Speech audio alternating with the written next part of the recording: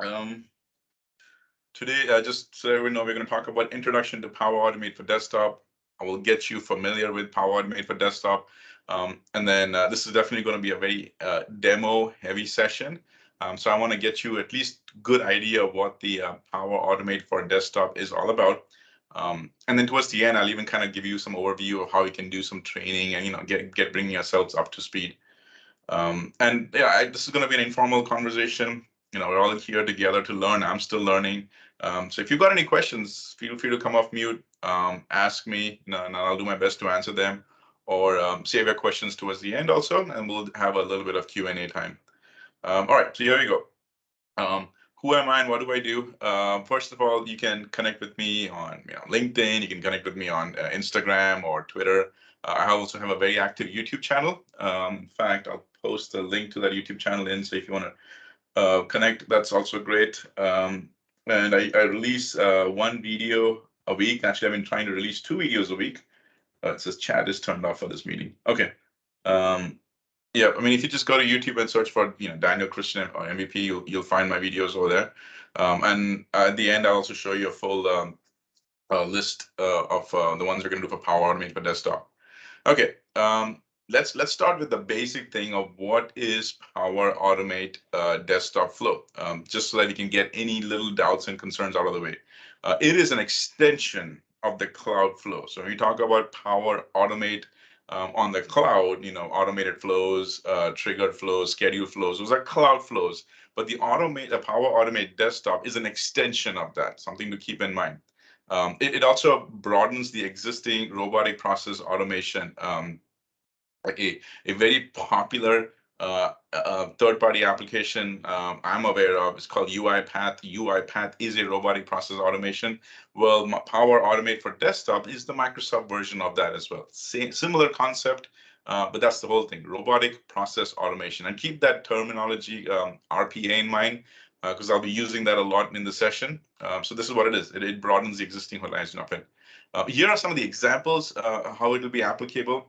The one that I've been really seeing used extensively is actually that last one. See, it allows you to automate legacy applications such as terminal emulators and desktop applications. One of the demos that I'm going to show you is that. I have a legacy desktop application. It is so old that there is no APIs to connect with it. It has its own customized backend database or data source that we just cannot even go ahead and directly tap into it. None of that. And so how can we use this robotic, the RPA process, which is provided by Power Automate? So that's one of the examples that I'm going to show you. All right. I do want to at least briefly touch about the architecture. Now, when we talk about architecture, I'm not going to go deep dive into, here's how the application was built and here's how it functions. No, I don't want to go that deep. But there's some key important things which was there and some of the enhancements that was done. So let's take a look at it and you'll understand. So the whole concept of Power Automate for desktop is this application runs on your machine, all right, on your local machine. But Power Automate, or Microsoft's Power Platform, is a cloud-based service. So how are the two talking to each other? Here is what it is. You have to install the Power Automate desktop software on your local machine, all right? And we'll talk a little bit more about that in a minute. So when you run that, there is a service, a Windows service that runs on your operating system.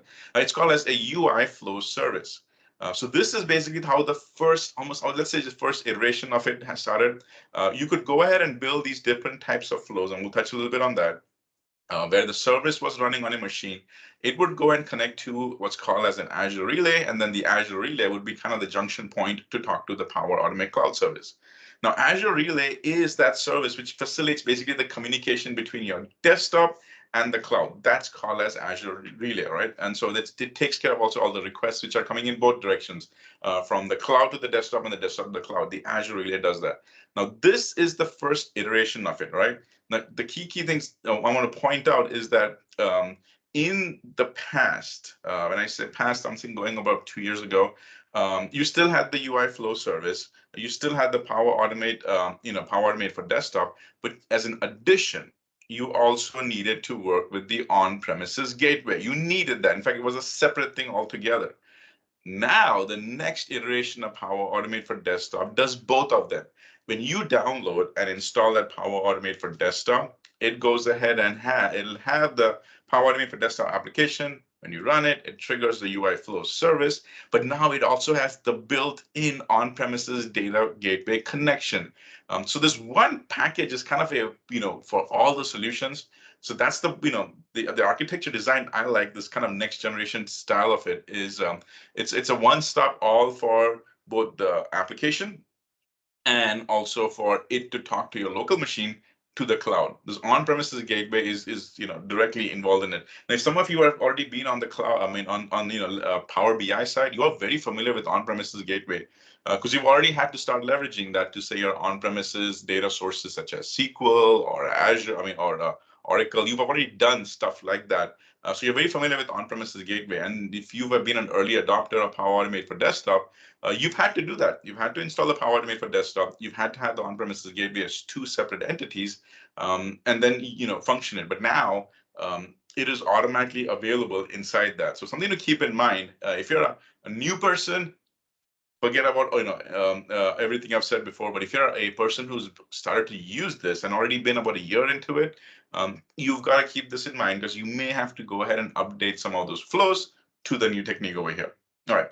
So kind of wanted to give you this overview. Now let's go and kind of get ourselves familiar with these important terminologies, the attended and the unattended. And now, forget from a technology standpoint, if we just look at this as plain English, like what does attended and unattended means? Attended means that I need to attend to somebody's need or somebody's request. I'm attending to that. Unattended is no, I don't even need to look at it. I don't need to help somebody with it. It is kind of automatic, right? So that's the layman's term, just a simple English definition of what the two terms mean. But that's also basically what it is from the actual automation standpoint. So if you can take a look at this, a little image that I have over here. This is the definition of in a visual representation of what the unattended is. And this is the visual representation of what the attended is. So attended in a nutshell means, just like I explained, is that you and the bot system are going to work with each other hand in hand. So the bot will go ahead and do some steps, and then is waiting for you to go ahead and do something. Either it is you go ahead and approve something, you go ahead and do an action, something, and then the bot will go and do that. So that's why it is this analogy is really good, that you do something, then the bot will go and do something else. After that, again, you do something, the bot will go and do something else. That is the whole concept of attended. Now, on the flip side, there is the unattended, where you will do something and then the bot just takes care of it automatically. Now, whatever you do could be anything. You could have, scheduled it. You could have triggered a button, something, and then the bot will go ahead and do that. So if you've already started thinking about this, there's these differences in between the two, not just from the overall definition of it, but also basically the overall concept. So let's just talk about a few of these things. And I've just got a few points over here. Attended and the unattended. So attended requires human interactions or decisions. We talked about that, while the unattended doesn't. Let's go to the next one. It has to be manually triggered, while the attended one has to be is automatically triggered. We also covered that. Here's the important one. Attended means you are going to be there assisting the bot, which means you're going to be there on that machine or whatever it is, virtual machine, whatever it is, you're going to be there, which means that sign-in isn't required because the automation assumes the system is already signed in, which is you're already signed in. Very important thing that you need to be aware of. While the unattended, Windows sign-in is automated with the predefined user credentials. So just be mindful of that term sign-in. When you're working on these unattended ones, first of all, your machine, whatever you're using, it needs to be powered up. But you should not be signed into that machine. We will have the process all up and running. There's everything there, which I'll show you what those process is, what is that application and software. But you need to basically be signed off. Now, signed off is different from log off. So basically, you just can't do a control alt delete and just log off and do that. No, you got to be actually signed out. The machine is still running, and that machine, there's a specific service account which is there, has access to the machine, and that will automatically go and do the unattended service account, unattended steps or whatever flow that you have. It's you don't have to grab everything I said. Just get the basic idea of what attended and unattended is. Quick recap: attended is you and the bot are going to work together hand in hand. This is a great image to look at that. And then the unattended is you just trigger it the bot does the rest. And the key thing is the bot should have access to that machine, and you should be signed out of that machine. Any questions coming in? I guess we'll just keep going. So let's talk a little bit about the licensing piece, and I'm not going to focus it from what the actual cost is. What I want to show you is what you actually need and what you might already have to go ahead and use this. So the Power Automate desktop licensing for this thing, it's the two types, right? The attended and the unattended. So if you already had Power Automate for Power Automate, Power Apps per user, or Power Automate Flow per user. You got any of those licenses? You've already got all the licenses that you need to go ahead and do an attended mode flow building. It falls into either one of those, Power Apps per user, Power Automate per user. It already falls into that, and you can go and start leveraging this right now if you're already licensed with that. However, the unattended mode, you need to have an additional license for that. So let's actually take a look at it from a full perspective. These are the licenses / subscriptions plans that you have. These are the ones that will work for either of them. So specifically, we are looking at is the attended one with the robotic process automation. You could go through this process as well, but this is the one. When you go ahead and do the unattended one is a $sign of $100, and I'm looking at it because I'm based in the US. $100 per month and a minimum of 5 flows. So remember, the unattended is not tied to the user. It is tied to the robotic process automation that workflows that you're building is tied to that. Now, sometimes this is a tough amount to swallow, depending on the size of your company, depending on the use of the company. Like there's one category of people is like, okay, I don't know what the $sign is. I'm not concerned about it. I just need to know what it is. But for some people, like, hey, I do need to know what the actual amount is because I've got to factor that into my financials for the year. So one other thing that I want to talk about, besides the unattended cost for the bot, is going ahead and leveraging, even if you're doing testing, is the pay-as-you-go plan. And if you have some time, I'll show you what this pay-as-you-go plan is, where you can actually go ahead and do your Azure subscription. And Azure subscription gets a little technical. Just think of it as a subscription based, where you're not going and paying those big amounts upfront. You're just going to go and pay for what you've used. So this is how it is charged to you, that if you're going ahead and using the attended one, then this is how the licensing does. It's basically 60 cents per flow. And that is a lot cheaper than that $40 that you would have to pay. Because once you start hitting that $40, then you might want to consider actually buying the license. But if it's only going to be a few runs a week or a few runs a month, then this pay-as-you-go might work out well. Same thing for the unattended. Instead of paying that $150 for that per bot, you only pay for these number of runs. And then after that, if your pay-as-you-go starts getting closer or starts even exceeding that entire subscription, then you go and consider doing that. So I want to bring this to your attention because this has been a great licensing model, especially if you're learning, especially if your company is starting to adopt it and you don't want to invest into it. This actually is a really good licensing model for that. So just thought I'll at least mention that. Okay. So now let's talk about it purely. Actually, I take that back. One more thing I want to talk on this desktop licensing is that the great thing is that if you go on this pay-as-you-go subscription and it is tied to environments, then when you go to that environment, you will get this little banner that shows up, which gives you just that reassurance that, hey, this environment is covered by your organizations as a pay-as-you-go subscription. And so you can start using all these premium capabilities. Really nice little banner that comes up, and you've got the option to go ahead and take the X out of it. So that's just something, this is what I have. This is what I'll show you. Okay. So let's go and do some demoing on this. And then after that, I'll help you understand some of the strategies that we have, at least to get yourself familiar with it. Okay. So what I'm going to do is now get yourself familiar with this. If any of you are Windows 11 users, you've already got the Windows 11 operating system, then it's a treat because you already have the Power Automate for Desktop installed on your machine. It comes out of the box with the Windows 11 operating system. It's actually native to Windows 11 operating system. Now, if you got Windows 10, don't worry. You can download a Power Automate for Desktop software, install it, and it will work. So don't be concerned if you're still on Windows 10. Completely fine being on Windows 10 as well. Power Automate for Desktop is not native to Windows 10. However, you can go ahead and download that and it will still work.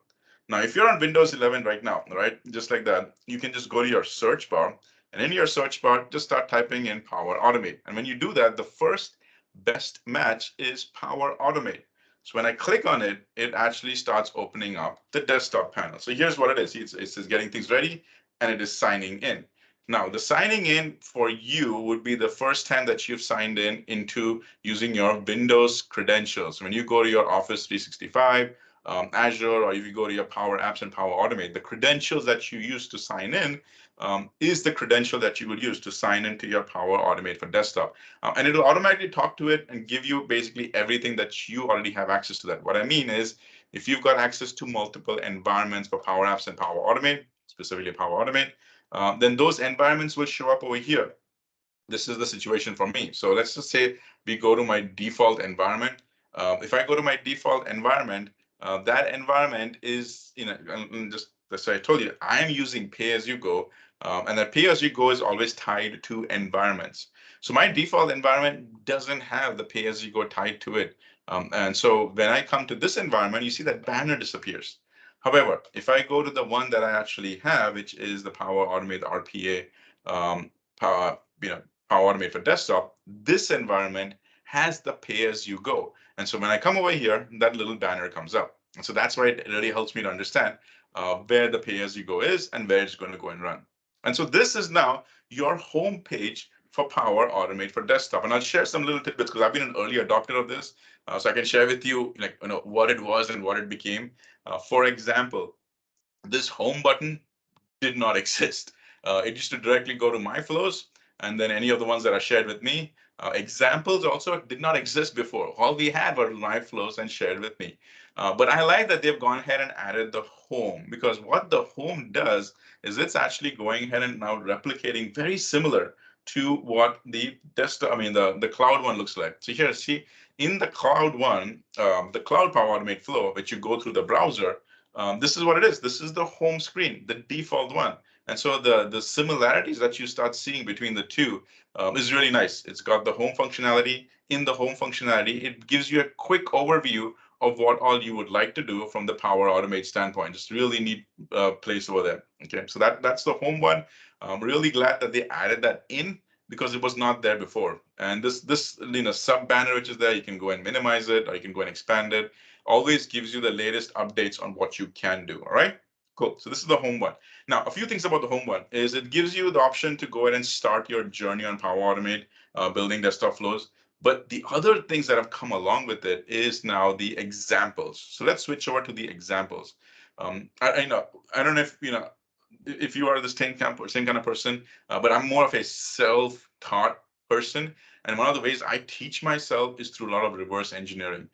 Power Automate is a great place to see the templates which you already have over there, either on the cloud or on the desktop. Open it up, see how the logic was used over there. Kind of do some reverse engineering, and that will help you to get self-taught. So these categories that you have over here is definitely increasing. When I first saw the examples, because remember it wasn't even there.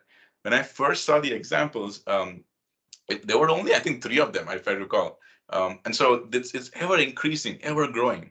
And so that's why, when you go into any of them, it tells you that, hey, this is a category for Excel automation. And this category has 5 examples. So if I click on it, you will see that these are the 5 examples. And it even tells you what are the levels of these. So these are beginner type, intermediate, and then advanced. So it kind of helps you even grow, and gives you at least the way, okay, let me start with the beginner one, open it up, see what's happening, and then I can work my way into the more advanced ones. But there's a bunch of other categories as well, which is why I like to bring up this point. Take for example scripting, right? That's basically a place where you go ahead and look at some of the examples you have. Display the Visual Basic script, PowerShell script. Go ahead and extract the data from that. Point being over here is that Power Automate for desktop are not just for the people who are working on automation. You could be an IT professional on doing, infrastructure maintenance or infrastructure support in like a server engineer or any of those type of roles. And even for someone like you, Power Automate for desktop would be perfect, because remember, desktop doesn't mean a local machine. you could run Power Automate for Desktop on your servers. And on the servers, you could go ahead and deploy all these things. You could do so much more automation on that. So the takeaway from this point is that don't just assume that Power Automate for Desktop is for those automation people. It's just for that. No, you could be anybody, and you could go ahead and do this type of example. Remember the example that I've shown you before. And in fact, I've got two great demos. One of the demos is for that everyday person. But for the example is that just mundane tasks for any category on your local machine, or in this case, a server, you can automate that with Power Automate for Desktop, right? That's just something you can do. Okay, so let's go back to our homepage. Homepage has some of these examples, has great set of tutorials and useful links. So kind of resembles a lot of what the cloud side was. So now let's go and take a look at how you can go and do my flows. Now this process is again very similar to what we have on the cloud side. On the cloud side, you can go ahead and see all your flows which you have. And when you go and create it, I mean, all the flows you have, because when you go and create one and you just started building it, it is only available to you. If you go ahead and share it, then it goes and gets shared with me. So it'll automatically move from this one, this category of cloud flows, automatically switches over to shared with me. So that category of only shared with me shows up in cloud flows, share with other people, it shows up in the shared other category. That feature and functionality works exactly in the desktop flows as well. Okay, my flows shared with me, the exact same concept. So regardless of any of these tabs or categories, yeah, you're in home, my flow shared with me, the top section always remains the same, which means that you can be in any of these categories and go and create a new flow. You can always do that, right? So let's just take a quickly look at this flow top section over here. I already showed you that this is the place, very similar to if you were being on the browser and looking at your cloud flows. You can see all the environments that you have access to. After that, there is the settings area. All right. So in the settings area, you've got some of these interesting things to look at. This is basically the default setting that I already had, so I left it as is. Auto start application is very important for you to keep in mind, especially if you're going to go ahead and do a lot of unattended type of flows where because think about it, unattended flows, you need to have Power Automate for Desktop already installed. And so that when the machine boots up, this thing automatically needs to start. So from a unattended standpoint, it's always good to have this checkbox selected. All of these are other things, on close, keep the application running. We are very familiar with this. So many other applications have that. And then you've got some shortcuts. You want to stop the flow running with some hotkeys. Gives you so much flexibility over here. Windows notifications are examples. When your flow starts running, a notification comes in. And when your flow ends, a notification comes in. It slides into the bottom right of the side. This is how it is. And then check for updates. Again, great example. It'll show you, hey, a new update is coming in, and whether you want to go and do that. And then there's the data collection tab. Data collection tab, again, we are familiar with stuff like this in other applications. It will go ahead and basically get a consent from you that, hey, it'll help them, which is Microsoft, if we collect some data from you, but do we have your approval? It's that privacy statement type of a thing, all right? Okay, so this is basically the section of that. All right, so now let's go ahead and go into what we call as the console. Because all the way here, we were just basically in the initial section of the app. Now we're going to go into the console. So when I click on the plus new, this opens up. Now this it looks similar. The desktop initial looks similar, but there's a subtle difference between what we see over here versus what we see on the cloud one. So let me bring back the cloud one over here. And I'm sorry, I'm going to keep sliding this back and forth. On the cloud one, when I click on this, obviously I've got a lot more options. But these are the two the key ones that we talk about as the cloud flows: automated cloud flow, instant cloud flow, and the scheduled cloud flow. So if I were to go ahead and select any of these, it will come up with this section. And if you notice, it's asking for two things: a flow and a trigger. Something has to trigger the flow on the cloud. And regardless of if it's on the automated side, let's even go and take a scheduled one. Something, in this case, it's actually a schedule that is going and triggering it. So if you would say that, which is the similarities, is the scheduled flow on the cloud is the closest to the desktop flow. But the key difference is that something has to trigger it, all right? Which means you got to go ahead and great example is your data source that you use. If you're going and doing any CRUD operations, create, run, update, delete, any of those, that will trigger a flow. Those type of things are required on the cloud side. On the desktop, that is not the case. On the desktop, all that we have to do is actually tell it that what's going to be the action. So let me just go and put in something like this, um, and I'll just say create. Now, we don't have that option where you go inside the flow and create it and give it a name. You've got to go and give that name over here. Okay, now we are in the Power Automate for Desktops console area. We are inside it. This is where we do all the magic for robotic process automation. So let's spend a little few minutes over here and understand what this is all about, because there's a lot of information over here. All right. So I've kind of personally broken this down into a few sections, almost like 5 different categories. So let's start with the left. Left is truly where all the great stuff is. These are called as actions. Like, what are the RPA actions that you would like to conduct? See, and over here, already the actions that you do are actual actions, because over here you don't have the triggers. You really don't have the triggers. The cloud flows. The first thing is the trigger. What it is the trigger. Here we don't have that trigger. So you basically say what is the first action, and it will go and grab that action for you. You can go do that. I also like that it is broken down into these, or it's compartmentalized into these categories. So things such as variables, you will spend a lot of time on these variables. Well, what are the different actions available for the variables? There's different categories of variables, by the way, as well. So this is all in the variables section. Um, Flow controls. I want to add comments. Commenting is a big thing when we do create flows. On the cloud flow also, we've added comments. Here, I want to add comments as well. So in the flow controls, this is how you go and do it. Exit the flow, sub control, how do you start it? Wait is another one of them. All this magic happens over here. But then after that, you've got all the other stuff as well. You can go ahead and work from a email standpoint. When email is sent, email is received. You've got edit from the text standpoint. What are the things that you want to do with the text? See these really nice actions that are append things. Append line is there, conversion is there, recognize entities is there, split, join, like things which you're familiar with the cloud, you'll be available over here. So the point I want to build on these action side, besides the fact that you've got all these actions grouped together, is that if you've started using already the cloud flow, adoption of the desktop flow will be a lot easier because the overall process is very similar. All right, you'll be able to go and do all of that stuff, and even some of the loop functionalities. It's all here. You can go and start using that loops, conditions, the cases, if case, switch case. All of these are right here. So on the left side is the actions. Personally, I can't keep track of which action was in each of these groups. So just type it in. So if I just want to do an if condition, well, I just type in if, and there you go. It's telling me which are the if actions which are available and under which of these categories it falls in. So just keep in mind is that you don't have to know where it is. Do that search. That search is a really powerful one, and it gives you everything that you do that. So that's the left category, right?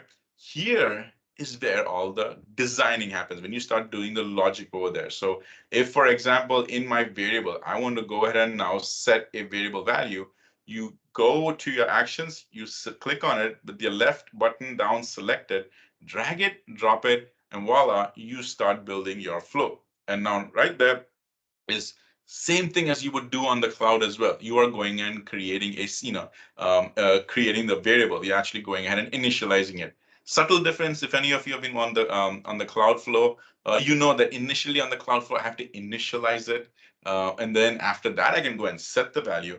Well, over here there is no initialize. You just got to go ahead and create the variable, and you do that. But here is also where you can do the magic, as you can actually go and change the name of the variable. And it's always good practice to either put, if you're creating a variable, don't just say, variables such as status, like what is the status? No, you want to put in, yes, keep the status, but you want to put in either in the prefix, a var, or you can put it in the postfix, but put the var somewhere. Therefore, you who created this flow, if you coming back next week or next day or next month, you see this, you already know, okay, that var status, as the name suggests, is a variable. All right, these tidbits that I'm sharing with you all. So that's the example. Okay, so we went ahead and created the var. My personal trick is I put the prefix, and then I can go and put in something. I'll just say it for one, whatever, and it just it does that. So this is called as the flow variable, and I'll touch that in a minute. But here's basically what it is. This is where you go ahead and do your flow thing. By default, everything falls into the main flow. you've got the option to go ahead and create subflow. Again, if some of you are already cloud users, you're like, immediately another light bulb went. It's like, the desktop one has subflows. The cloud has child flows. What is it with this difference? I don't know. I don't know who came up with this idea, but this is what it is. In the cloud, you've got, run. There's actually actions called run child flows. So there's child flows in the cloud. On the desktop, there is the subflow. All right. So I think that the if there was a reason for that is that each of these flows could be whole standalone flows as well, but you could pull them in as another flow as well. That's the whole concept of subflows. But this is basically what it is. You can go ahead and do any of this. After that, when you click on it, you've got the functionality to do copy and paste. So you can actually do a Control C, you can do a Control V, and it will do all of this for you. You've got the functionality to drag it, you've got the functionality to drop it. All of this is still, available over there for you at your convenience. You can just do that. And any of these errors that would show up, it'll give you the errors for that. So for that, let's take a look at on the bottom. See on the bottom left, it actually gives you saying that, hey, this is a status of this flow is ready. And if there's any failures, this is where it'll tell you where the failures are. Also on the bottom, on the footer side, it is keeping track of what you are doing. So right now it is actually saying, one action is selected. It is also saying that I've got two actions, and then it is saying me there's one subflow. The reason it tells me the subflow is because when you go and create the main flow, that main flow is categorized as a subflow as well. So that's why it is saying a subflow. And it makes a really good estimate as to the run delays. It's already at 100 millisecond. You can go ahead and actually put in some more delay time on that as well. Okay, so that's basically on the center, and we touched on the bottom.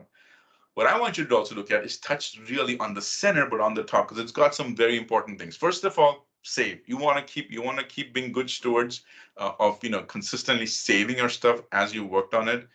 Then you've got the option to run it, and then you also got the option to run step by step or action by action.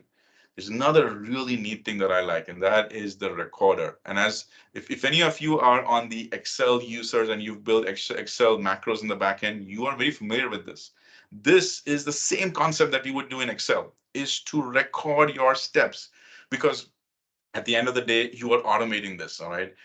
And when it is automating it, it actually keeps tracking directly from the hardware, the native name of this. Let me explain that to you, right? So we're going to pretend that I'm just opening up, I'm creating a flow, and I'm going to, excuse me, start the recording. And the only thing that I want to do is open it up, open it up my Google Chrome. So the moment I go and hover on it, it is actually telling me what it is. So each of these are called as list items. When I select it, it records the item. Now, let's think about what it did so fast. It realized that, hey, Daniel did, or the user is recording it, did a left click. It was paying attention to that detail, and it was on a desktop icon, and that was the icon, Daniel Chrome. That's the actual name of it. All right. So if I just go and click on now done, it will automatically go to the flow, and it did something important. It actually did a few things. First of all, it immediately and automatically says that, okay, this is the start of the auto-generated recording actions that is recorded by the recorder, and then this is where it ends. And then we only did one recording action, which is we went ahead and only opened it up over here in the Click UI. It could go ahead and have multiple actions in it. So I like how it went ahead and added an automatic commenting on the header and the footer, and it puts like, okay, so you started building the flow, but in that entire flow, only these sections were done by the recorder. I love this functionality that has put in, because of all the flows that I have built on the RPA and the people that have seen them building it, there's very rarely a flow build which is 100% done by the recorder. The most common scenarios I've seen is that the recorder has only been a section of it. And the section of it which it records, we also go and change some stuff into it. But therefore, when you are having those scenarios, it's really helpful to know, okay, of this entire flow, which one of these actions were actually recorded, and this header and footer really helps you with that. And then you've got the flexibility. Like it automatically went ahead and put this recorded one on the top, which is not the case for me. I'm going to go and move this down over here. All right. So that's the recorder piece. Love that functionality. I'll actually show you an example where I went in and built it with the recorder, and it works on that way. Okay, let's switch our attention a little bit to the right. You already saw me go and create this variable. So this is what we call as flow variables. As the name suggests, these are the variables tied directly to your flow. All right. That means that you are able to go ahead and say that when my flow running process, as the flow is triggered, I need some variables to go ahead and do stuff over here. All right, for the flow to work properly. So the example that I showed you was a very simple one of set variables, but there's actually three different kinds of variables over here. Now there's a lot of other actions to manipulate your variable, but the main variable types I've seen are actually three of them. There is the one where you can go ahead and add initial data, just as a simple one variable.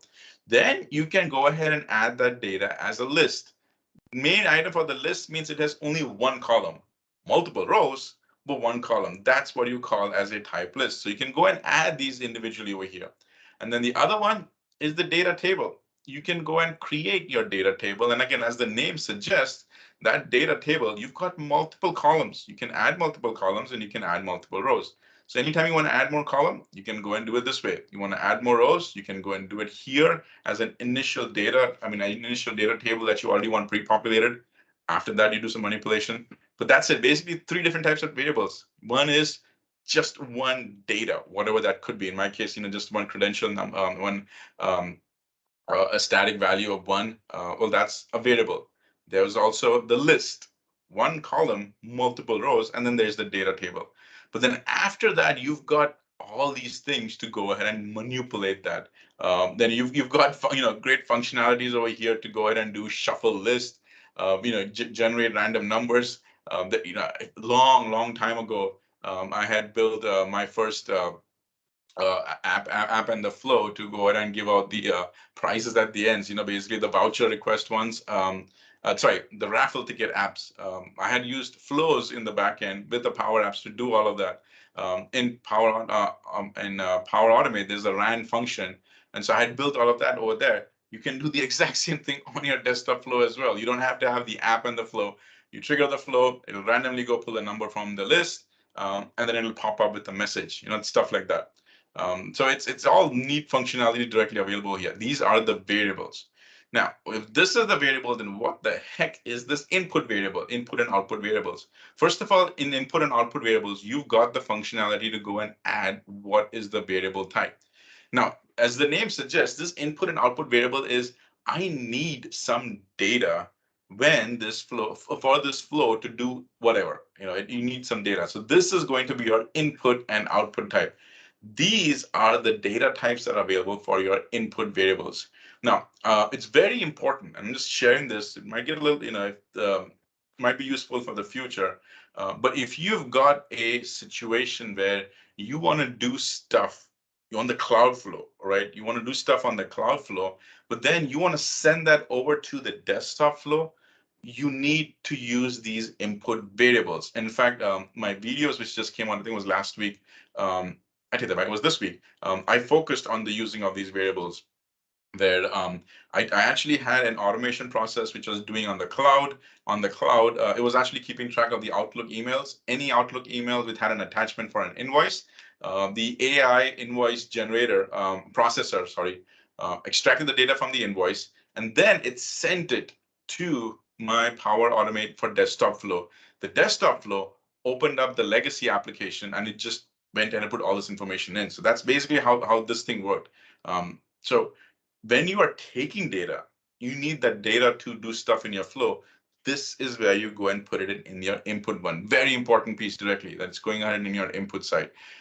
Also, if you noticed, each of these things have this option over here. It is saying that, hey, if this is sensitive, then don't show it to me, because when values are assigned to this variable, they start showing up over here. But this could be a sensitive type of a flow. It could have personal or private information about the users for whatever reason that you're building the flow.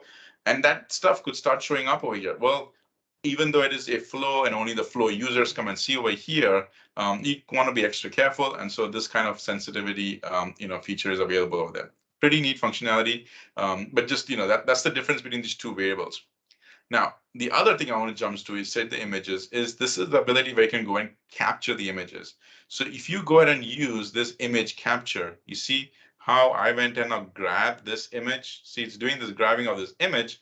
I can go and say this is the image, and I'll just go and say stuff like something like desktop edge image, leave that over here. That now shows up on the image side. So if for some reason in your recording, in your recorder, you are not able to identify what that is from the actual, from a coding standpoint, usually they call as element names. By the way, I'm not a developer, but I've started to learn these terminologies. They call them as elements. So if those element names are not there, well, then you can at least go and do the recording of what the image type should be, and then that's how it works on that. So these are basically the image types. And you can do these recordings in so many ways.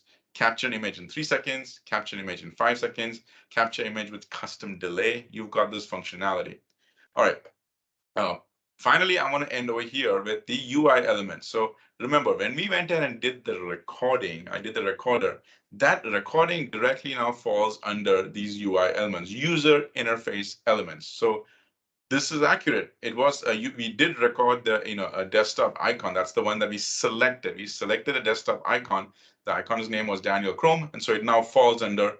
So far in this flow, these are the UI elements that we've been using, and so far we only have one. It was a desktop icon of that kind. So I love this breakdown that I just showed you, a quick overview, almost like a 5 different sections.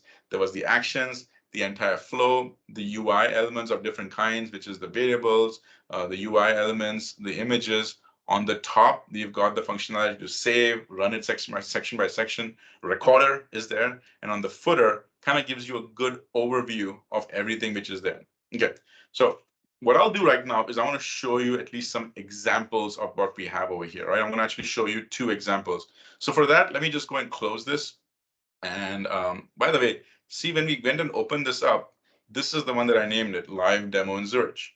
And it tells me which one is currently editing. So important point over here is that you've got this initial window.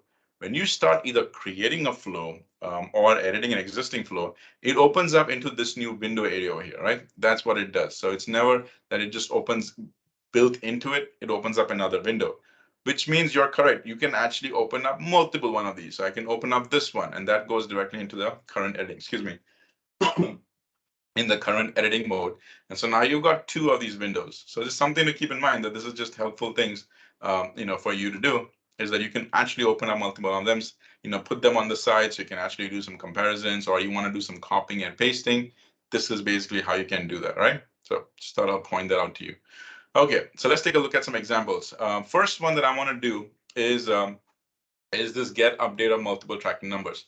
Now, you know that in the holiday season, when I say holiday season, it was basically the Christmas and the New Year time. I actually did this as a proof of concept with a company because what they wanted to do was, one of the tasks that they did was they had to track all their tracking numbers. Let me show you what that means. They actually have an Excel spreadsheet. This is what it is called. UPS is a company which does basically all transportation. Delivering of your packages. And so one person in the company had this Excel spreadsheet where they would go ahead and keep all their tracking numbers, and then they would have to go on a daily basis to see what is the status of it, because they want to make sure that their items are being delivered successfully, and so that they can keep tracking of it. Daily, once a day, that person would open up their spreadsheet, look at these tracking numbers, and then update columns on the spreadsheet. So we said, let's try to automate this. And keep in mind, there were not software developers over there.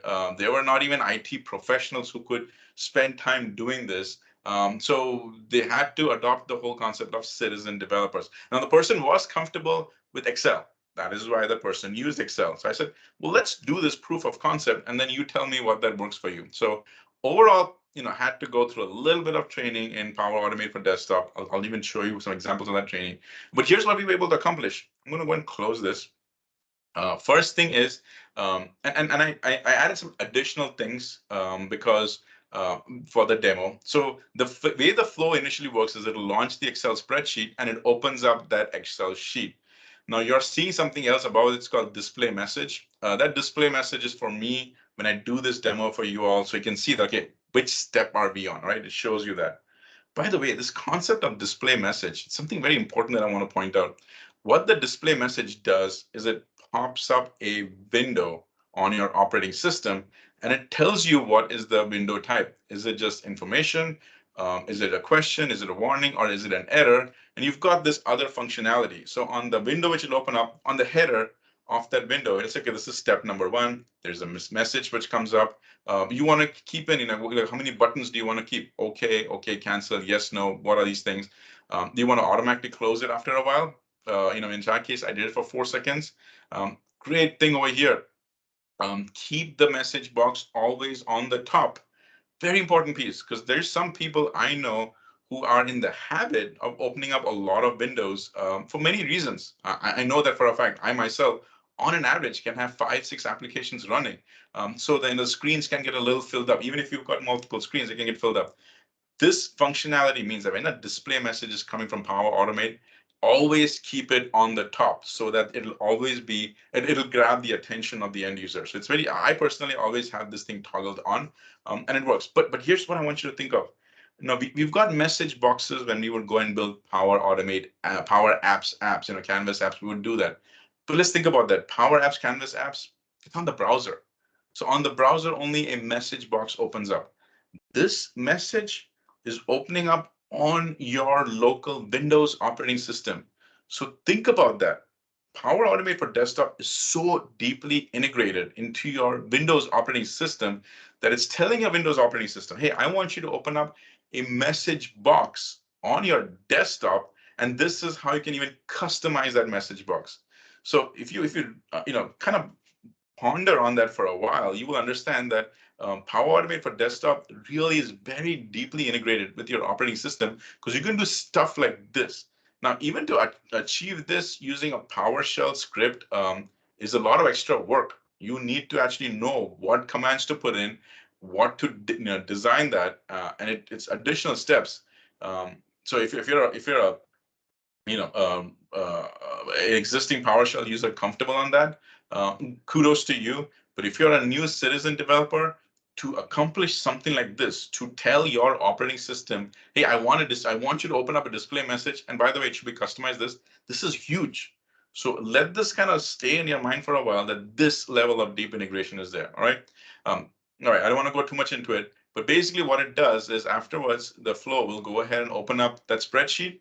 It takes data from that spreadsheet, and it opens up it goes to ups.com. It literally goes to the ups.com. And so for that, I started using the concept of subflows. For every item that it pulls from that spreadsheet, it'll trigger off the subflow. What the subflow does is it'll actually go to your the website of that UPS tracking HTML. It'll populate the information that needs to be there, like what is the FedEx track? What is the UPS tracking number? Extract data from that and update the spreadsheet. Still a lot going on over here. Now let's go ahead and run this flow, right? So I'm just gonna, now I've opened this up and run it. You don't have to have this opened up. You can directly just go with this closed. You can directly go in right over here and just play it, and it will run. When it starts, a little pop-up message comes up on the right, and then when it closes, a pop-up message comes up. But I want you to understand the real power of this. So let's see that you see the logic over here. You will see the flow variables getting populated over here, and you'll see some stuff happening. All right. So this is really exciting. I'll go ahead and click on run. I'll actually step back and keep my hands up so you know that I'm not doing any clicking. So this is step number one. All right. On the step number one, it's giving you just this display message. Next thing it went ahead and launched the Excel. So on the bottom, you see Excel opened up. Then it went and grabbed all this information. On the right side, keep an eye. This is starting to populate. So all this is happening. Now we're going to go in the loop. First thing that happened is it went ahead and opened up the message here. So I'll actually do that. So you can see it. Tracking numbers are required. I know why. Okay. So it went and got the tracking numbers. It's going ahead and doing stuff like this. Now, next thing it did is automatically go and open that up. It went and pasted that information. Again, my hands up over here. It got the information, so it's extracting it.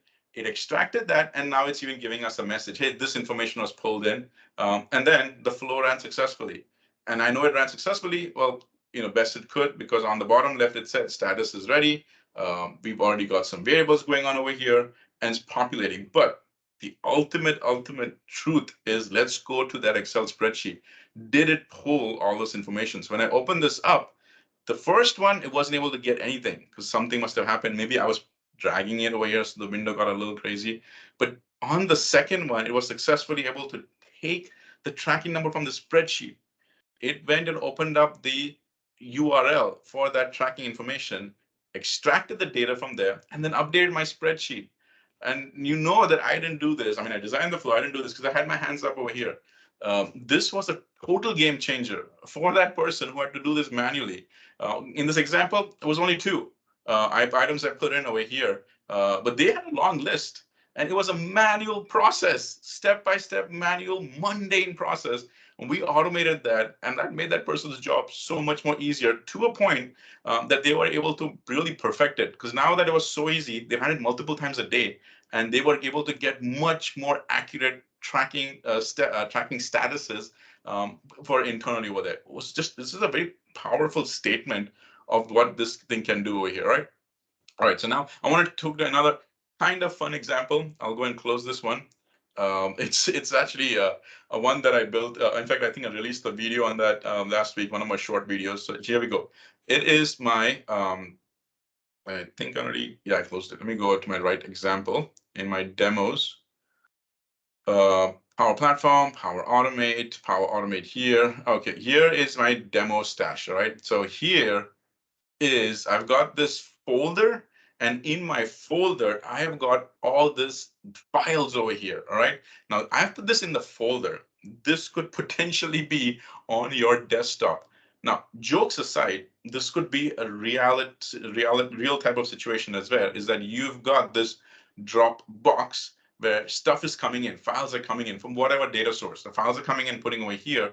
You need an automate process to take the data and go ahead and move it to very accurate designated locations. You might actually have that on one of your servers, for example, things like that. So that's what I did, is that I now is able to go and build a flow, and in that flow it comes over here as many times as you want it. It'll come over here and it pulls it based on the file type. So I've got multiple file types over here. I've got CSVs for data. I've got Excel spreadsheets for data. I've got JPEG. I've got JPG. Basically, these are for the images. I've got video files. I've got documents. Documents could be of type PDF. Documents could be of type Word. I've got presentations for PowerPoint. So for something like this, I was able to build a much more easier way of actually taking the switch case. So here we go. This is the one. What it's called as a repetitive tasks using the switch case. So this is the example that I did. Let's actually just collapse it so you'll see. First things first is it goes ahead and gets the files from this folder location. And just to make sure my folder location is correct. Okay, so it goes ahead and first gets the files and it goes and saves that information. After that, we are doing a for each for reasons, because for each means for each and every file that it finds in this one. Now, if I open this up, by the way, you will actually see that I have my file filter is asterisk. So go and get all the files, but do not include the subfolders. For my scenario, I did not include the subfolders for this one reason, because I'm going to move them to subfolders. In your case, you could actually relocate this to another location altogether. So if that's the case for you, you may not have subfolders. You can actually go ahead and keep that one toggled on, or just keep it off if you want. But then your location will have to change, right? So that's the important thing. So inside the for each, now I'm using what's called as a switch and the case. So I am going to go and open up the current item. So we went and got this. I'm going to go and open up the current item in files. That files is coming from here. Now in the current items, I want to go and say, okay, we're going to go through a scenario of I'm going to have keep switching around the different cases as long as the case condition is matched. So this first case, all right, the case is that if the file contains an MP4 type, then go ahead and move that file into the videos subfolder. Same thing, if the file contains an MOV, move it into the videos. So you're kind of understanding what's going on over here. By the way, I went and put in some comments, so I myself can keep track of it. Went and put in this comment for the file types of the videos. Went and put this file types for docs folder. Docs could be a Word document file. It could be a PDF file. You could go ahead and say, okay, this is going to be a doc X, different types of documents that you might have. So you can do some manipulation on that. So one of the thoughts is, man, Daniel, this is a mundane process, man. It's mundane just to even build this flow. Is there an easier way? There actually is. What I did was I went and I had to add the switch case. So if I go and now put in, just do a search, um, switch, you just grab that switch and you drop it over here. And then after that, inside the switch, you go ahead and get a case, right? You go ahead and add the case. Once you make a case the exactly the same one I have, collapse it, it will tell you that inside it there's one action, and then you just do a copy. And so once I copied it, I just did a paste. And once I did a paste, all I had to do was get inside the action and just change the location, and it worked. So I was able to move that fast because of the copy and paste. So now that you've caught the idea of what this is happening over here, the last one I used was called as a default case. That's the default cases. Basically saying that this default is your catch-all. Basically, if you still have files that did not work on any of these, or did not get picked up on any of these file extension types, then just go and drop it into your folder over here. All right. So for now that you've seen this, and by the way, I don't have any subflows. This was simple enough for me to just go and put it into a main flow. But what I'm going to do is I'm going to close this, and I'll go and keep this one open on the side so you can see the magic going on. But we'll just go and run this from here. All right, that's what I'm going to run it. And so it'll say preparing and then start running. And let me open up this one. So the flow has started to run. Okay. You kidding me? It went that fast. It already said flow successful. So there was these files over here. It went and moved it that fast. It just cleaned up this mess. Ultimate test is we go into each of them. So the catch-all, I had a switch case for JPG, but I did not have one for JPEG, JPEG. So that's why this fell under the catch-all. Didn't have one for HTML, didn't have one for any raw data, zip files didn't have one. But all of these actually went through just fine. Doc ones picked it up, dropped it over here. It went and did all these images, picked it up, dropped it over here. So our switch case worked really well, and then default also case, it served its purpose. So these files that we have here all got cleaned up, and it went and put it in the correct place. Also, in the real world scenario, this will help move your stuff around over there. All right. So this was actually, even though it's a fun kind of a demo, but it's a real world scenario. Going ahead and sorting out your stuff from one location, one messy place location, or one central location, and moving it to a designated area based on certain conditions, you can go and do this in an automated way. And you can see how fast it runs. So what I want to do is I've shown you a lot, all right? But what I want to show you is this final piece over here is, as some of you may already know, I do videos once a week. And I have now a full training video for you. It's actually a playlist. So far, I've already got 8 over here, 9 over here. There's another video that is coming out. When is it on coming Monday? Because I release my videos on Mondays. That will be for doing some troubleshooting and errors. So it's got more. But this is the way that I came up with my training. So first of all, an introduction to Power Automate for desktop. Get familiar with that. Then a whole thing about recording, because the recording will actually help you how you can go ahead and do, instead of you adding all those actions, the recorder can do so much of that. So I showed you that. Message boxes, there is a lot to do with message boxes and a lot of message box types and how you're going to do that. So I designated a whole thing.